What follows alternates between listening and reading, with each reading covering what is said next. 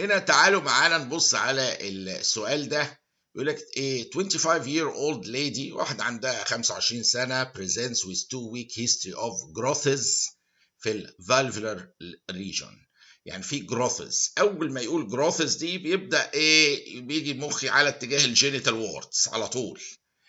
On examination you find multiple cauliflower verrucous lesions. الكلمة دي كاركترستيك لحاجة معينة. cauliflower ديت هنشوفها دلوقتي.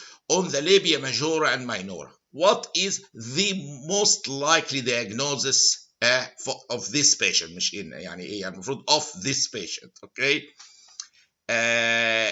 هنا وحاطط مجموعة أسباب: كوندايلوما لاتا، كوندايلوما أكوميناتا، هيربس سيمبلكس. وهنا كلمة كولي فلاور فيروكاس ليجنز دي وجروثس دي دي جينيتال وور، بس نوع معين اللي هي بيبقى شكله زي الأرنبيطة ده، اللي هو الكوندايلوما أكويميناتا، وهي تختلف تماما عن الكوندايلوما لاتا بتاع السيفيلس. كوندايلوما لاتا في السكند ستيج اوف سيفيلس تبقى فلات توب، لكن كوندايلوما اكويميناتا بتاع الهيومن بابيلوما فيروس بتبقى ايه، كولي فلاور ماس، عامله زي الايه الارنبيطه، زي الشكل ده اللي احنا شايفينه قدامنا الجينيتال وورز، شكل الكولي فلاور ماس دي الارنبيطي ده، الفيروكاس ليجنز دي تخلينا افكر على طول في كوندايلوما ايه اكويميناتا، عشان بس اللي هي بالهيومن بابيلوما فيروس اللي ملهاش علاقه بالكوندايلوما لاتا بتاع السيفيلس السبايروكيتال، دي حاجه تانية، دي فيروس ان اوريجين كوندايلوما اكويميناتم،